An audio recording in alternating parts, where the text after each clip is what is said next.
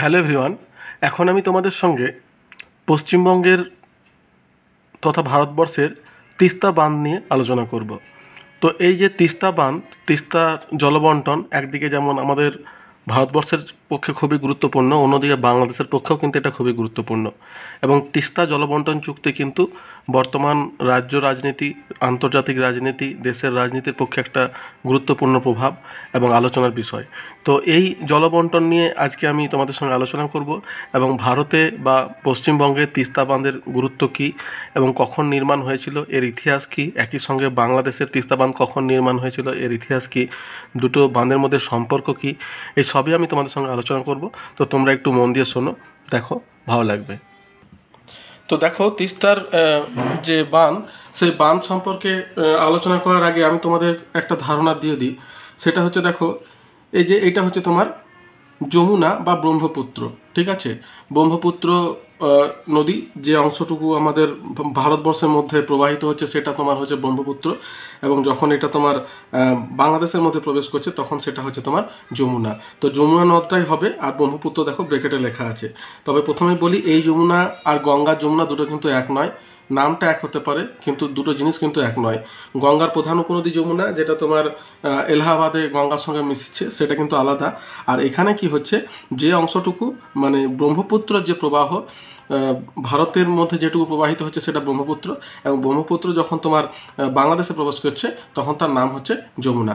এবং এই যমুনা এবং পদ্মা দুটো মিলিত হয়ে তার প্রবাহ নাম হচ্ছে তোমার মেঘনা, এবং মেঘনা তোমার বঙ্গোপসাগরে এসে পড়ছে, একেবারে সাউথে এসে বঙ্গোপসাগরে এসে মিশছে।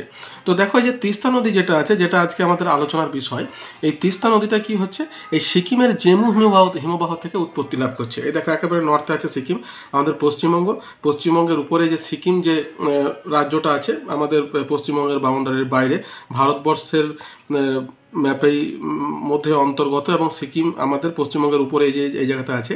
তো সিকিমের জেমু হিমবাহ থেকে উৎপত্তি লাভ করছে, এবং জেমু হিমবাহ থেকে উৎপত্তি লাভ করার পর আমাদের দার্জিলিং এবং কালিম্পং জেলা এবং জলপাইগুড়ি জেলা, এটা হচ্ছে জলপাইগুড়ি জেলা, এই দেখো এটা হচ্ছে জলপাইগুড়ি জেলা পুরোটাই। এই অংশটুকু জলপাইগুড়ি জেলা। এটা আলিপুরদুয়ার আলাদা করে ভাগ করা হয়েছে, আগে পুরোটাই কিন্তু তোমার জলপাইগুড়ি ছিল, এখন এটা ভাগ করে দেওয়া হয়েছে, এবং এটা হচ্ছে তোমার জলপাইগুড়ি, এটা হচ্ছে তোমার আলিপুরদুয়ার, ঠিক আছে? তো এই তোমার সিকিম, দার্জিলিং, জলপাইগুড়ি, কালিম্পং, এই কতগুলো জেলা ক্রস করে এসে এটা কিন্তু আমাদের বাংলাদেশে চলে যাচ্ছে, ঠিক আছে? তো দেখো, আমাদের এই দার্জিলিং, আমাদের ভারত পশ্চিমবঙ্গে যে তোমার বাঁধটা নির্মাণ করা হয়েছে, সেই বাঁধটা তোমার তিস্তা ব্যারেজ, যেটা তোমার হচ্ছে তোমার গাজলডোবা বলে একটা জায়গা আছে, যেটা জলপাইগুড়ি জেলায় অবস্থিত। এখানে কিন্তু বাঁধটা নির্মাণ করা হয়েছে। এই দেখো, ম্যাপটা তোমার পরিষ্কার যদি দেখতে পাচ্ছ, এই দেখো এরকম জায়গাতে এই যে ছোট ছোট ক্রস দেওয়া হয়েছে, এই জায়গাটাতে কিন্তু তোমার বাঁধটা নির্মাণ করা হয়েছে, ঠিক আছে? আর কি হয়েছে, গাজলডোবাতে আমাদের ভারত সরকার বা পশ্চিমবঙ্গ সরকার এখানে তোমার বাঁধ নির্মাণ করলো, এবং এইটা হচ্ছে কি তোমার সমভূমি প্রবাহ। পার্বত্য প্রবাহটা কিন্তু সিকিম, কালিম্পং, দার্জিলিংয়ের মধ্য দিয়ে চলে আসছে, কিন্তু যখনই তোমার জলপাইগুড়িতে এটা তোমার সমভূমিতে নামছে, তখনই কিন্তু এখানে এই ব্যারেজটা নির্মাণ করে দেওয়া হলো। পার্বত্য প্রবাহ যতটুকু ছিল ততটুকু অঞ্চলের মধ্যে কিন্তু তোমার যথেষ্ট পরিমাণে তাপবিদ্যুৎ কিন্তু উৎপাদন করা হয়, যেগুলো আমি তোমাদের সঙ্গে পরপর আলোচনা করবো যে কোন কোন জায়গায় তাপবিদ্যুৎ উৎপাদন করা হচ্ছে ড্যাম নির্মাণের মাধ্যমে। এবং যে এটা সমভূমিতে আসছে, সেই এখানে কি হচ্ছে, এখানে একটা ড্যাম নির্মাণ করে দেওয়া হলো, যে জায়গাটার নাম হচ্ছে গাজলডোবা, এবং জলপাইগুড়ি জেলায় কিন্তু অবস্থিত হয়। দেখো, এটা হচ্ছে জলপাইগুড়ি জেলা। তাহলে এই জায়গাতে কিন্তু জলটাকে তোমার বাঁধ দিয়ে দেওয়া হলো। এইখানে যে জলটা বাঁধ দিয়ে দেওয়া হলো, এই প্রকল্পটির মেন উদ্দেশ্য কী ছিল? ঠিক যেমন ধরো, আমাদের এই ফারাক্কা বাঁধের মেন কাজ কী ছিল? ফারাক্কা বাঁধের মেন কাজ ছিল যে এই যে তোমার ভাগীরথী হুগলি যে নদীটা আছে, সেই ভাগীরথী হুগলি নদীর জলপ্রবাহটাকে এই ফিডার ক্যানালের সাহায্যে এই প্রবাহটাকে বৃদ্ধি করা, এবং তোমার এই দক্ষিণে যে তোমার কলকাতা বন্দর আছে, সেই কলকাতা বন্দরের নাব্যতাটাকে বৃদ্ধি করা, এবং এখানে তোমার এই নদীর প্রবাহটাকে তোমার পুনরুজ্জীবিত করা। ঠিক একই রকমভাবে কি হচ্ছে, এখানে যে মহানন্দা নদী, যেটা উত্তরবঙ্গের একমাত্র ব্যতিক্রমী নদী, যেটা তোমার ব্রহ্মপুত্র নদ বা যমুনা নদের সঙ্গে না মিশে তোমার পশ্চিম দিকে এবং পরে দক্ষিণে প্রবাহিত হয়ে এই তোমার পদ্মার সঙ্গে মিলিত হয়েছে, এই নদীটার প্রবাহটাকে পুনরুজ্জীবিত করা ছিল এই বাঁধের মূল লক্ষ্য। তাহলে এই বাঁধ থেকে তোমার ডান দিকে একটা খাল নির্মাণ করে, অর্থাৎ এই নদীটা যদি উপর থেকে নিচের দিকে নামে তাহলে এই দিকটা দেখো হচ্ছে তোমার ডান দিক। তাহলে এই ডান দিকে একটা খাল নির্মাণ করে নদীটি যে মহানন্দা যে ব্যারেজ আছে সেখানে জলটাকে ফেলা। তাহলে যেই জলটা ফেলা হয়ে যাবে সেই কিন্তু মহানন্দার গতিপথটা কিন্তু বৃদ্ধিপ্রাপ্ত হবে। এই প্রজেক্টটাকে হাতে নিয়ে কিন্তু এইখানে তোমার এই বাঁধটা নির্মাণ করা হয়। তবে একটা বাঁধ নির্মাণ কখনো একটা উদ্দেশ্যে হয় না, এখানে একই সঙ্গে তোমার জলবিদ্যুৎ উৎপাদন করা, জলসেচ করা, তারপরে শিলিগুড়ি যে শহর আছে তার পানীয় জলের সাপ্লাই দেওয়া, এই সমস্ত কাজ নিয়ে কিন্তু তোমার এই বাঁধটাকে নির্মাণ করা হয়েছে। তো এখন দেখো এইখানে বাঁধটা নির্মাণ হওয়ার পূর্বেই কিন্তু বাংলাদেশে বাঁধটা কিন্তু নির্মাণ হয়েছিল। ঠিক আছে, বাংলাদেশ কিন্তু আমাদের ভারতের আগে বাঁধ নির্মাণ করেছে। এই বাংলাদেশের বাঁধ আর ভারতের বাঁধের মধ্যে দূরত্ব হচ্ছে তোমার 60 কিলোমিটার, বুঝতে পেরেছো? তাহলে যখন এইখানে বাংলাদেশ যে বাঁধটা নির্মাণ করেছিল সেটা হচ্ছে তোমার, সেটাও তিস্তা ব্যারেজ, এর নাম হচ্ছে ডালিয়া। ঠিক আছে, ডালিয়া বলে যে ইয়েটা আছে এটার নাম দিয়েছে ডালিয়া, যেটা বাংলাদেশে অবস্থিত। তাহলে যখনই এইখানে বাঁধটা নির্মাণ করা হয়ে গেল তখন কি হলো, এইখানে যে পরিমাণ জল পূর্বে আসতো সেই পরিমাণ জল কিন্তু এইদিকে আর আসতে পারলো না। ফলে কি হলো, এইখানে কিন্তু বাংলাদেশ কিন্তু এই জল থেকে বঞ্চিত হলো, বুঝতে পারছো? এ প্রথমে যে উদ্দেশ্যগুলো নিয়ে বাঁধটা নির্মাণ করেছিল এবং যে উদ্দেশ্যগুলো সাধিত হতো, এইখানে যখন ভারত সরকার বা পশ্চিমবঙ্গ সরকার বাঁধ নির্মাণ করে দিল তখন কিন্তু তিস্তা কিন্তু আর সে পরিমাণ জল পেতে পারলো না। তখনই কিন্তু দুটো দেশের মধ্যে একটা মন কষাকষির সৃষ্টি হলো। কিন্তু এখানে করার কিছু নেই, তার কারণ হচ্ছে আমি তো আমার ঘরের যে মেম্বার আছে তাদের চাহিদাটাকে তো আমরা পূরণ করব, তারপর যদি বাঁচে তাহলে তখন সেটা আমরা হয়তো তোমার পরবর্তী বা পার্শ্ববর্তী দেশকে আমরা দিতে পারবো। কিন্তু এটাই শেষ কথা নয়, তার কারণ হচ্ছে আন্তর্জাতিক জলের কিছু চুক্তি আছে বা অনেক কিছু নিয়ম আছে যেগুলোকে মেনে চলতে হয়। কিন্তু অনেক সময় হয় কি, কোনো দেশের নিজেদের অসুবিধা বা নিজের মজবুরি বলতে পারো, সেই জন্য কিন্তু এগুলোকে মেনে চলতে পারে না। তো যাই হোক, এখন আমাদের যেটা আছে, আমরা তিস্তা যে বাঁধ এবং তিস্তা বাঁধ ভারতের কোথায়, বাংলাদেশের কোথায় এবং তিস্তা নদী আমাদের কাছে কতটা গুরুত্বপূর্ণ, এই সব কিছু নিয়ে আমি তোমাদের সঙ্গে আলোচনা করব। তো দেখো, আমি প্রথমে ম্যাপের সাহায্যে জিনিসটা বুঝিয়ে দিলাম, এরপর দেখো আমি পরপর আমি তোমাদের সঙ্গে আলোচনা করছি। তো দেখো, দক্ষিণবঙ্গের বিভিন্ন আচারে যেমন গঙ্গার জল ব্যবহৃত হয়। ঠিক আছে, গঙ্গার জল দেখো, আমাদের যদি বাড়িতে কেউ হয়তো পরলোক গমন করে তখন সেক্ষেত্রে তার অস্থিটা কিন্তু গঙ্গাতে দিয়ে আসতে হয়, বা আমাদের যে পুজো আচারাদি হয় সেখানেও কিন্তু গঙ্গা জল ব্যবহৃত হয়। তেমনই উত্তরবঙ্গের বিভিন্ন শহরে আচারে মানুষ কিন্তু তিস্তার জল ব্যবহার করে, অর্থাৎ গঙ্গাকে যেমন আমরা দেবতা হিসেবে পূজন করি, ঠিক একই রকমভাবে উত্তরের যে জেলাগুলো আছে, কুচবিহার বলো বা তোমার এই উত্তর 24 পরগনা, দক্ষিণ 24 পরগনা, এই যে জেলাগুলো আছে এরা কিন্তু তোমার ওই তিস্তাকে নিজেদের দেবতা হিসাবে পূজা করে। কারণ তিস্তা হলো উত্তরবঙ্গের জীবন প্রবাহ। তাহলে উত্তরবঙ্গের জীবন প্রবাহ কাকে বলছে? তিস্তা নদীকে বলছে। তিস্তা নদী সিকিমের জেমু হিমবাহ থেকে উৎপন্ন হয়ে সিকিম, দার্জিলিং, কালিম্পং, জলপাইগুড়ি হয়ে বাংলাদেশের লালমনিরহাট, নীলফামারী, কুড়িগ্রাম, রংপুর হয়ে যমুনা বা ব্রহ্মপুত্রে এসে মিশেছে। তাহলে দেখো, এইখানে যে সমস্ত জেলার মধ্য দিয়ে, বাংলাদেশের যে সমস্ত জেলার মধ্যে দিয়ে প্রবাহিত হচ্ছে তার মধ্যে প্রথম হচ্ছে লালমনিরহাট, তারপরে হচ্ছে নীলফামারী, তারপর হচ্ছে কুড়িগ্রাম, তারপর রংপুর হয়ে তোমার ব্রহ্মপুত্র নদে এসে মিলিত হয়েছে। অষ্টাদশ শতকের শেষের দিকে পর্যন্ত তিস্তা দক্ষিণে প্রবাহিত হয়ে পদ্মার সাথে মিশত। এটা কিন্তু অনেক অতীতের ইতিহাস, অর্থাৎ আমাদের একটা দুটো প্রজন্ম কিন্তু এগুলো দেখতে পারবে না।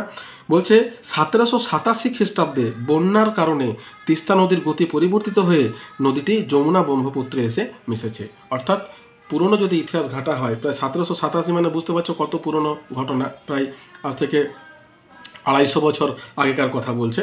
তখন বলছে কি, যে তিস্তা নদীটা কিন্তু তোমার ওই পদ্মা নদীতে এসে মিশত বা গঙ্গাতে এসে মিশত।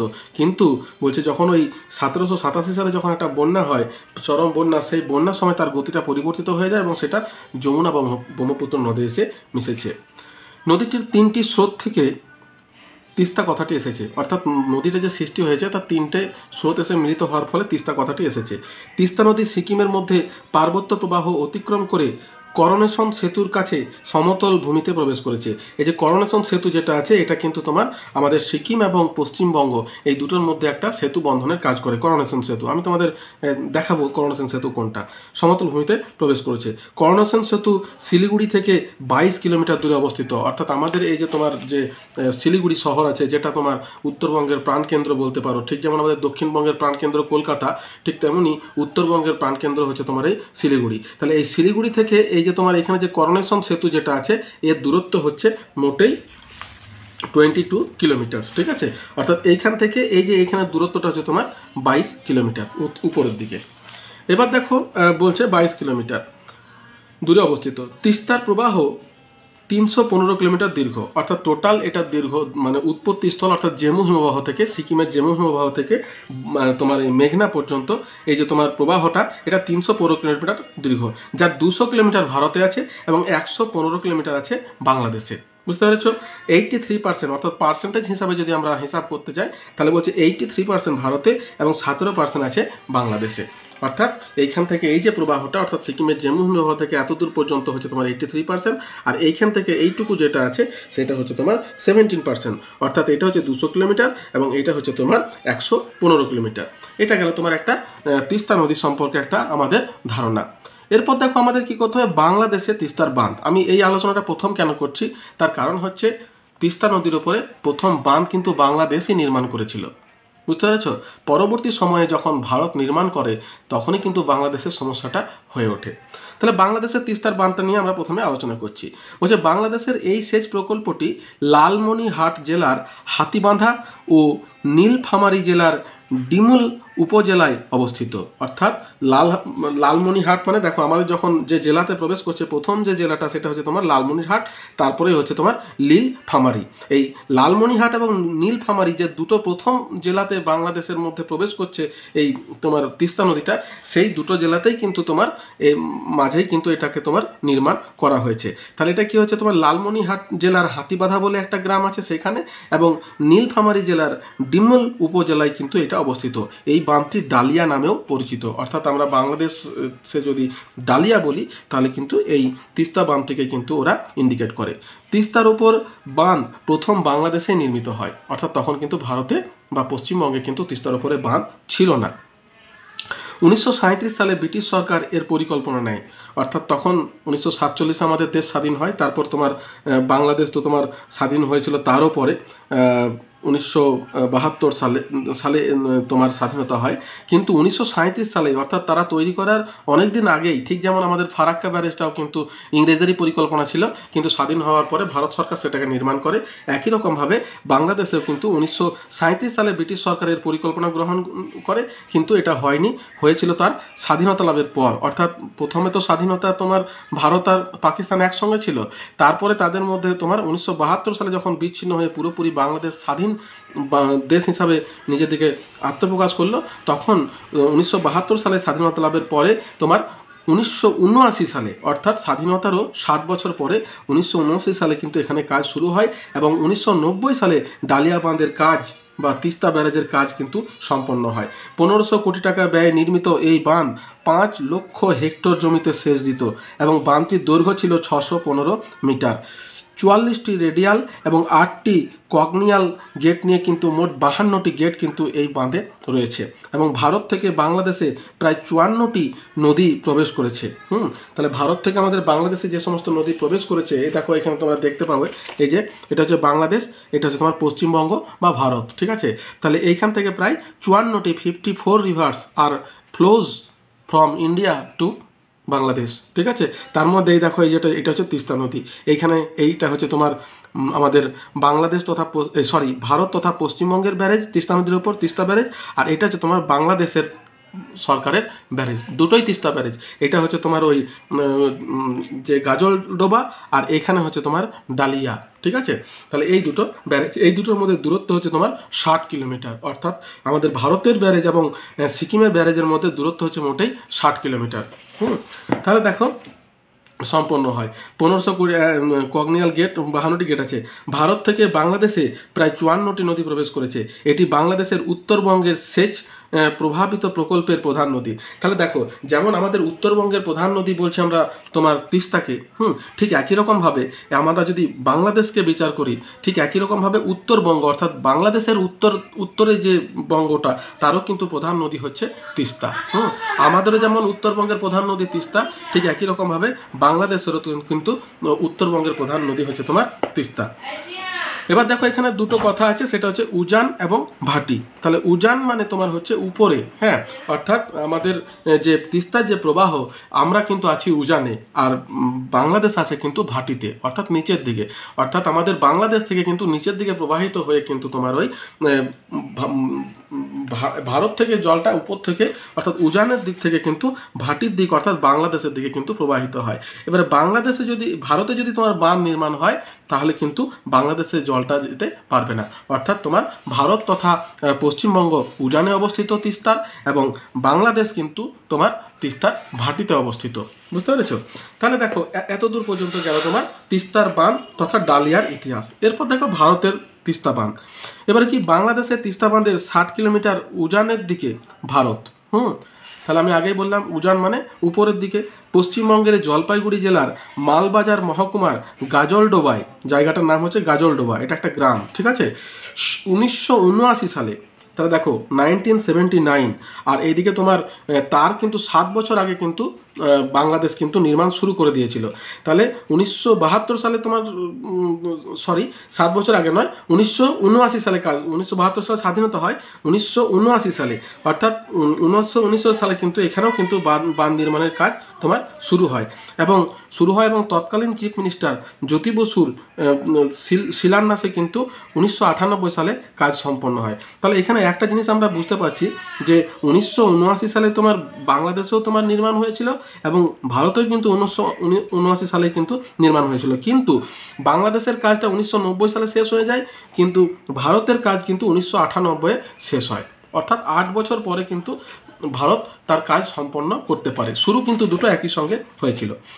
বাঁধটি 930 মিটার লম্বা, সেখানে কিন্তু আমাদের বাংলাদেশের কিন্তু ছিল 615 মিটার লম্বা, অর্থাৎ ভারতবর্ষের কিন্তু বাঁধটা যেহেতু লম্বা, তাই সময়টা কিন্তু বেশি লেগেছিল। তাহলে দেখো 930 মিটার লম্বা এবং 45টি গেট আছে। পশ্চিমবঙ্গের উত্তরের প্রায় 6টি জেলা, যেমন দার্জিলিং, জলপাইগুড়ি, উত্তর দিনাজপুর, দক্ষিণ দিনাজপুর, কোচবিহার, মালদা জেলার 2500 হেক্টর জমিতে জলসেচ করে এই বাঁধ। বুঝতে পেরেছো? তাহলে গাজলডোবা জলপাইগুড়ি জেলার মালবাজার মহকুমায় একটি ছোট্ট গ্রাম, শিলিগুড়ি শহর থেকে 25 কিলোমিটার দূরে অবস্থিত। অর্থাৎ তোমরা যদি ম্যাপটা দেখো, দেখো এইখানে আছে তোমার শিলিগুড়ি শহর, এবং শিলিগুড়ি শহর থেকে জাস্ট 25 কিলোমিটার দূরে এইরকম জায়গাতে তোমার এই গাজলডোবা যে গ্রামটা আছে, সেখানে এই বাঁধটা নির্মাণ করা হয়েছে। তাহলে দূরে অবস্থিত। নিয়ারেস্ট রেলওয়ে স্টেশন হচ্ছে তোমার নিউ জলপাইগুড়ি জংশন, যেখান থেকে দূরত্ব হচ্ছে 33 কিলোমিটার। এটি একটি পর্যটন কেন্দ্র হিসাবে গড়ে উঠেছে। পক্ষীপ্রেমীদের জন্য এটি একটি স্বর্গ। এবং এই বাঁধটা তোমার 67.50 মেগাওয়াট বিদ্যুৎ উৎপাদনের লক্ষ্যমাত্রা নিয়ে স্থাপন করা হয়। এই বিদ্যুৎ কিন্তু জলবিদ্যুৎ। বুঝতে পারছো? যেহেতু পার্বত্য নদী, এই নদীকে কিন্তু কাজে লাগিয়ে জলবিদ্যুৎ উৎপাদন করা যায়। এই বাঁধটি ফারাক্কা বাঁধের মতো পরিকল্পনা নিয়ে তৈরি করা হয়েছিল। আমি কিছুক্ষণ আগেই তোমার কথাটা যখন ছবিটার মাধ্যমে বোঝাচ্ছিলাম, তখনই বলেছিলাম যে এই বাঁধটি ফারাক্কা বাঁধের মতো পরিকল্পনা নিয়ে তৈরি করা হয়েছিল। ফারাক্কা বাঁধ যেমন কলকাতা বন্দরের নাব্যতা বজায় রাখার জন্য করা হয়, তেমনি এই বাঁধটি তৈরি করা হয় যাতে করে তিস্তার জন্য ক্যানেল এর মাধ্যমে, তিস্তার জল ক্যানেলের মাধ্যমে মহানন্দার সাথে যুক্ত করে তার প্রবাহ ত্বরান্বিত করা যায়। তার ডান দিকে যে গেট দিয়ে জল পাস করা হয়, তার ক্যানেল মহানন্দা ব্যারেজের দিকে অগ্রসর হয়েছে। ঠিক আছে, এই প্রকল্পের মধ্যে আছে তিস্তা ব্যারেজ, মহানন্দা ব্যারেজ এবং বিস্তৃত খাল। অর্থাৎ এই যে তোমার যে কথাটা বললাম যে জলটাকে তিস্তা মহানন্দা পর্যন্ত নিয়ে যেতে হবে, তার জন্য কিন্তু বিস্তৃত খালের প্রয়োজন, হ্যাঁ, বা ক্যানেল বা ফিডারের প্রয়োজন। সেটাই বলছে, বিস্তৃত খাল কিন্তু এই প্রকল্পের মধ্যে ছিল। এই বাঁধের 12,750 কিউসেক জল ছাড়ার ক্ষমতা আছে। বুঝতে পেরেছো। এবং চিকেন স্নেক থেকে, দেখো চিকেন স্নেকটা কি, চিকেন স্নেক কিন্তু আমাদের প্রতিরক্ষার ক্ষেত্রে বা উত্তর পূর্ব ভারতের ক্ষেত্রে খুবই গুরুত্বপূর্ণ। দেখো এই যে ম্যাপটা আছে, চিকেন স্নেক জিনিসটা নিশ্চয়ই আমি আগে আলোচনা করেছি, বা শিলিগুড়ি করিডোর। চিকেন স্নেকের অন্যান্য নাম, আরেকটা নাম হচ্ছে শিলিগুড়ি করিডোর। চিকেন মানে কি, মুরগি। তাহলে আমরা যদি পশ্চিমবঙ্গের একটা মুরগির মতো চিন্তা করি, তাহলে দেখো এই অংশটা হচ্ছে মাথা, আর এই অংশটা হচ্ছে বডি, আর এইটা হচ্ছে ঘাড়। এই যে তোমার 22 কিলোমিটার যে করিডোর, এই যে পাতলা মতন অংশ হয়ে আছে তোমার শিলিগুড়ির আগে, এই অংশটুকুকে বলছে তোমার চিকেনস নেক বা মুরগির ঘাড় বলা হচ্ছে, বা এটাকে বলছে শিলিগুড়ি করিডোর। ঠিক আছে। এই চিকেন স্নেক থেকে তোমার এই ড্যাম্পের দূরত্ব বলছে 50 কিলোমিটার, অর্থাৎ এইখান থেকে দূরত্ব হচ্ছে তোমার 25 কিলোমিটার, আবার করিডোর থেকে অর্থাৎ চিকেন স্নেক থেকে দূরত্ব হচ্ছে তোমার 50 কিলোমিটার। এটা তোমার প্রতিরক্ষার জন্য বোঝানোর জন্য কথাগুলোকে তুলে ধরা হচ্ছে। এরপর দেখো বলতে কি, গাজলডাঙ্গা বাঁধ নির্মাণের পর তিস্তার জলের উপর ভারত তথা পশ্চিমবঙ্গের নিয়ন্ত্রণ চলে আসে। তাহলে এতদিন পর্যন্ত তোমার জলের ওপরে, তিস্তার জলের ওপরে কিন্তু পশ্চিমবঙ্গ তথা ভারতের কিন্তু নিয়ন্ত্রণ ছিল না। যেই তোমার গাজলডোবাতে বাঁধ নির্মাণ হয়ে গেল, তাই কি হলো, পশ্চিমবঙ্গের নিয়ন্ত্রণ বা ভারতের নিয়ন্ত্রণ কিন্তু চলে এলো তিস্তা নদীর ওপরে। নদীর পার্বত্য প্রবাহে ভারতে চুংথাং ড্যাম, মানে এগুলো সবই সিকিমে, বুঝতে পেরেছ। চুংথাং ড্যাম, টিনটেক dam, Sherwani dam, Riyang dam, Kalijhora dam থেকে জলবিদ্যুৎ উৎপাদিত হয়। এগুলো সবই কিন্তু সিকিমে অবস্থিত। এরপর গাজলডোবা ব্যারেজ নির্মিত হয়, অর্থাৎ যেই নদীটা তোমার ওই সমভূমি প্রবাহে চলে এলো তোমার ওই ব্রিজের কাছে, সেখানে কি হলো, সমভূমি প্রবাহে কিন্তু এই গাজলডোবাতে আবার ব্যারেজ নির্মাণ করে দেওয়া হলো। তিস্তার শুধু সিকিম অংশে 28টি জলবিদ্যুৎ প্রকল্প থেকে প্রায় 5500 মেগাওয়াট বিদ্যুৎ উৎপাদনের লক্ষ্যমাত্রা রয়েছে ভারত সরকারের। অর্থাৎ যেহেতু এটা পার্বত্য নদী, তাই এর প্রবাহকে কাজে লাগিয়ে কিন্তু ভারত সরকার বলছে কি, যে 28টি জলবিদ্যুৎ কেন্দ্র স্থাপন করে 5500 মেগাওয়াট বিদ্যুৎ এখান থেকে উৎপাদন করার লক্ষ্যমাত্রা ভারত সরকারের রয়েছে।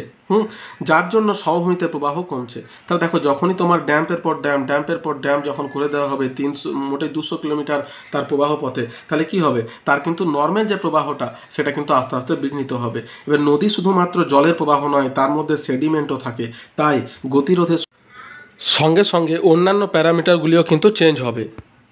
তাহলে অন্যান্য প্যারামিটার মানে ধরো যেই গতিটা রোধ হয়ে গেল, তাই কি হলো, তার সঙ্গে ক্ষয়ের পরিমাণটা কমে যাবে। হ্যাঁ, পলির পরিমাণটাও তোমার বিভিন্ন হবে, কোথাও বেশি কোথাও কম, এরকম সঞ্চিত হবে। তাহলে এই প্যারামিটারগুলো কিন্তু তোমার পরিবর্তিত হবে, যেগুলো একটা দুটো প্যারামিটার নয়, অনেকগুলোই কিন্তু তোমার এর সঙ্গে যুক্ত আছে। এরপর পরিবর্তিত হয়। এবার কি, পশ্চিমবঙ্গের তিস্তার 5টি জলবিদ্যুৎ কেন্দ্র বছরে 1500 মেগাওয়াট বিদ্যুৎ উৎপাদন করে। তাহলে দেখো উপরে যেগুলো ছিল সেগুলো তোমার সিকিম সরকারের মধ্যে চলে গেল। এবার পশ্চিমবঙ্গে যে 5টি জলবিদ্যুৎ কেন্দ্র স্থাপন করা হয়েছে এই তোমার ওই গাজলডোবা ড্যাম্পের উপরে নির্ভর করে, সেখানে কিন্তু কি বলছে, 1500 মেগাওয়াট বিদ্যুৎ কিন্তু উৎপাদন করে। এর সাহায্যে বন্যা নিয়ন্ত্রণ এবং তিস্তা নৌ চলাচল উন্নত করতে সাহায্য করে। এবং অন্যদিকে কি করছে, এই নদীটা থেকে কিন্তু তোমার ওই শিলিগুড়ি শহরে পানীয় জলের সরবরাহ কিন্তু করা হয়। এরপর দেখো কি হয়েছে, আমি তাহলে দুটো বাঁধ সম্পর্কে তোমাদের সঙ্গে আলোচনা করলাম। একটা হচ্ছে তোমার বাংলাদেশের, এবং অন্যটা হচ্ছে তোমার আমাদের ভারতবর্ষ তথা পশ্চিমবঙ্গের, এবং দুটোর মধ্যে দূরত্ব কিন্তু 60 কিলোমিটার। আমাদের পশ্চিমবঙ্গ তথা ভারতের ড্যামটা তোমার উজানে অবস্থিত, এবং বাংলাদেশের ড্যামটা কিন্তু হচ্ছে তোমার ভাটিতে অবস্থিত। এটা গাজলডোবায় অবস্থিত, আর এটা তোমার ডালিয়া নামে পরিচিত, যেটা তোমার ওই যে দুটো জেলা, একটা হচ্ছে তোমার ভারতের তোমার ওই লালমনিরহাট এবং নীলফামারী জেলাতে কিন্তু অবস্থিত। এবার তাহলে দুটো সম্পর্কে এবার আমরা আলোচনা করলাম। এবারে সমস্যাটা কি হলো, তাহলে দেখো যতদিন পর্যন্ত শুধুমাত্র বাংলাদেশ জলটা পাচ্ছিল তখন কিন্তু কোনো সমস্যা ছিল না, সেখানে ড্যাম নির্মাণ হলো। কিন্তু যেই নিয়ন্ত্রণটা পশ্চিমবঙ্গ তথা ভারতবর্ষের হাতে চলে এলো, সেই কিন্তু এবারে জলের প্রাপ্যতাটার উপরে তোমার সমস্যা হতে শুরু করলো। তো এবারে কি করলো, গাজলডোবা বাঁধ নির্মাণের পর থেকে বাংলাদেশের সঙ্গে জলবন্টন নিয়ে দর কষাকষি হয়। 1993 সালে জুলাই মাসে ভারত এবং বাংলাদেশের মন্ত্রী বৈঠকে স্থির হয় যে জলের শতকরা 36% পাবে তোমার বাংলাদেশ, 39% পাবে তোমার ভারত এবং 25% সংরক্ষিত থাকবে, অর্থাৎ নদীর প্রবাহটা বজায় রাখার জন্য কিন্তু 25% কিন্তু কোনো দেশকেই দেওয়া হবে না। কিন্তু কিভাবে এই জলটা ভাগ হবে তার কিন্তু কোনো নির্দেশিকা ছিল না, অর্থাৎ এটা কিন্তু কোনো কার্যকর হলো না। এরপর কি হলো, 2007 সালে বলছে 25, 26 এবং 27 সেপ্টেম্বর এক বৈঠকে ঠিক হয় যে জলের 80% দুই দেশ চলে যাবে এবং 20% সংরক্ষণ করা হবে। তাহলে আগের যে পার্সেন্টেজটা ছিল সেটাকে বাদ দিয়ে বলছে 2007 সালে 80% দুই দেশ, অর্থাৎ 40-40 করে 40% নেবে তোমার ইন্ডিয়া এবং 40% নেবে তোমার বাংলাদেশ এবং 20% সংরক্ষণ করা হবে। ভারত কিন্তু তাতে রাজি হলো না। ঠিক আছে, এরপর কি হলো, মনমোহন সিংয়ের সময় 2011 সালে বাংলাদেশ সফরকালে, অর্থাৎ মনমোহন সিং বাংলাদেশ গেছিলেন কালেও কিন্তু কোনো চুক্তি শেষ পর্যন্ত হয়নি। 2015 সালে আবার মাননীয় প্রধানমন্ত্রী নরেন্দ্র মোদী উপস্থিতিতে ছিটমহল বিনিময়ের কাজ সম্পন্ন হয় এবং সেই ছিটমহল বিনিময়ে চলাকালীনও কিন্তু এই চুক্তির কিন্তু কোনো সুরাহা হয়নি। তাতে বাধা হয় মাননীয় মুখ্যমন্ত্রী মমতা ব্যানার্জি। তার মতে কি ছিল, উত্তরবঙ্গকে বঞ্চিত করে এই বন্টনে তিনি রাজি নন। বাস্তব কথা, উত্তরবঙ্গ তার দেশ, তার ঘর, তাহলে আমার ঘরের মেম্বারের কথা যদি আমরা না ভাবি তাহলে আমরা কি করে অন্যের কথাটা ভাববো। অতএব তিনি কিন্তু রাজি হলেন না। এবার কি হলো, 2018 সালে কিন্তু তিস্তা ব্যারেজ ভারতের আধুনিকীকরণের একটা কাজ তোমার শুরু হয় এবং এই কাজের ভিডিওটা আমি তোমাদেরকে দেখানোর চেষ্টা করব। এটা অফিসিয়াল সাইট থেকে আমার নেওয়া, পশ্চিমবঙ্গ যে সেচ দপ্তর আছে সেই অফিসিয়াল সাইট থেকে নিয়েছি এবং সেই ভিডিওটার মাধ্যমে আমি তোমাদের পশ্চিমবঙ্গ তথা ভারতের যে ব্যারেজ সেই ব্যারেজ সম্পর্কে আমি তোমাদের সঙ্গে আলোচনা করব। তাহলে দেখি ভিডিওটাতে কি দেওয়া আছে, আমি তোমাদের সঙ্গে আলোচনা করছি। তাহলে দেখো, পূর্ব ভারতের একটি বড় ব্যারেজ এবং উত্তরবঙ্গের হৃদস্পন্দন, রাষ্ট্রীয় গুরুত্ব কিন্তু এর অপরিসীম। তাহলে এই দেখো আমরা ব্যারেজটা দেখতে পাচ্ছি, এটা তিস্তা ব্যারেজ, যেটা তোমার আমাদের ভারত সরকারের এই যে তিস্তা ব্যারেজ, এটা কিন্তু নিত্যবহ নদী এবং তিস্তার উপর এই ব্রিজ জলপাইগুড়ির গাজল জেলায় কিন্তু অবস্থিত। তাহলে এই যে দেখতে পাচ্ছ এই যে ব্রিজটা, এটা কিন্তু 2.5 লক্ষ হেক্টর কৃষি জমিতে সেচের জন্য জল প্রদান করে এবং শিলিগুড়ি শহরে কিন্তু পানীয় জলের যোগান কিন্তু এখান থেকে দেওয়া হয়। উত্তর দিনাজপুর জেলায় 67.5 মেগাওয়াট জলবিদ্যুৎ কিন্তু এই ড্যাম্পের মাধ্যমে উৎপাদন করা হয়। আধুনিকীকরণের কাজ চলছে, 2018 সাল থেকে এখানে আধুনিকীকরণের কাজ শুরু হয়েছে এবং এখানে আধুনিকীকরণের কাজগুলোর মধ্যে কি কি আছে দেখো, লক গেটের সংস্কার, এখানে দেখো পানীয় জলের সরবরাহ হচ্ছে এবং দেখো লক গেটের সংস্কার, এবং এর মাধ্যমে এই যে তোমার উত্তর দিনাজপুর জেলায় কিন্তু তোমার বিদ্যুৎ উৎপাদনের এই যে প্ল্যান্ট আছে, এই দেখতে পাচ্ছ WBCCL এর প্ল্যান্ট এখানে কিন্তু হয়। এবার দেখো এখানে 2018 সালে যে আধুনিকীকরণের কাজ হয়, সেই আধুনিকীকরণে কী হয়, প্রথমে গেটগুলিকে স্বয়ংক্রিয় করা হয়, অর্থাৎ পূর্বে কি হাতের সাহায্যে তোলা হতো এবং এগুলিকে স্বয়ংক্রিয়করণের কাজ কিন্তু এখানে করা হয়। তারপর কি হয়, স্বয়ংক্রিয়করণের ফলে কি হলো, তোমার গেটগুলো খুব সুন্দরভাবে ওঠানামা করতে সুবিধা হলো এবং প্রত্যেকটা গেটকে তোমার সংস্কার করা হলো এবং সংস্কার করার পর এখানে তোমার সোলার সিস্টেমের সাহায্যে আনইন্টারাপ্টেড পাওয়ার যাতে এখান থেকে পাওয়া যায় তার জন্য একদিকে সোলার ব্যবস্থা করা হলো, অন্যদিকে কী করা হলো, এখানে তোমার স্বয়ংক্রিয় জেনারেটরের ব্যবস্থা করা হলো। এইটা দেখো তোমার পাওয়ার প্ল্যান্টের সাহায্যে এখানে তোমার জেনারেটরের ব্যবস্থা করা হয়েছে, সোলার প্ল্যান্ট এবং অন্যদিকে তোমার স্বয়ংক্রিয় জেনারেটর সবই কিন্তু এখানে বসানো হয়েছে যাতে তোমার এখানে কোনো অসুবিধা না হয়। অন্যান্য দিক থেকে যে কোনো বন্যা নিয়ন্ত্রণের ক্ষেত্রে এই যে আধুনিকীকরণের কাজ, অর্থাৎ বন্যা নিয়ন্ত্রণ করতে গেলে যে পূর্বাভাস পাওয়া বা আবার এখানে দেখো হাইগ্রোমিটার, এখানে তোমার আধুনিক লক গেট স্বয়ংক্রিয় করা হয়েছে, অটোমেটেড রেন গজ এবং অন্যদিকে পলির পরিমাণ সিল্ড ট্রান্সফিল্ড বসানো হয়েছে, অন্যদিকে নদীর গতিবেগের ভৌগোলিক জানতে ADCD ব্যবহার করা হয়েছে, স্থাপন করা হয়েছে, অন্যদিকে বন্যা নিয়ন্ত্রণের পূর্বাভাস, আর এগুলো কিন্তু পাওয়ার জন্য করা হয়। এবং এই নদীর জন্য আমরা যে করোনেশন সেতু বা সেবক সেতু আমাদের যেটা উত্তরে আছে, যেটা জলপাইগুড়ি থেকে তোমার শিলিগুড়ি শহর থেকে তোমার 20 কিলোমিটার ও 22 কিলোমিটার দূরত্বে অবস্থিত, সেই শহরও কিন্তু অবস্থিত। এই দেখতে পাচ্ছ সব জায়গাতে কিন্তু আধুনিকীকরণ করা হয়েছে যাতে তোমার কোনো পরিস্থিতি বা কোনো বিঘ্ন পরিস্থিতি এলে তা কিন্তু তোমার করতে সুবিধা হয়। সমস্ত জায়গায় ডিজিটাইজেশন এবং আধুনিকীকরণের কাজের মাধ্যমে তোমার এটাকে তোমার সংস্কার করা হয়েছে। তাহলে দেখো এতদূর পর্যন্তই। যদি আমার ভিডিওটা তোমাদের ভালো লেগে থাকে তাহলে একটা লাইক দিও, বন্ধুদের সঙ্গে শেয়ার করো যাতে তারাও দেখার সুযোগ পায়। আর চ্যানেলটা সাবস্ক্রাইব করে রাখো। এই দেখো, এটা সেবক ব্রিজ, ঠিক আছে? এটা সিকিম এবং আমার ভারত এবং পশ্চিমবঙ্গের মধ্যে যোগাযোগ রক্ষা করছে এই সেবক ব্রিজটা, ঠিক আছে? আর এই দেখো, এতগুলো হেক্টর জমি, 2.5 হেক্টর, হাজার হেক্টর জমিতে কিন্তু তোমার জলের সরবরাহ দিচ্ছে। তাহলে তোমার এই যে দেখো, এখানে এটা হওয়ার ফলে একদিকে চাষ, পর্যটন, শিল্প, পানীয় জল সবেরই কিন্তু উন্নতি তোমার সাধিত হচ্ছে। তাহলে এতদূর পর্যন্তই।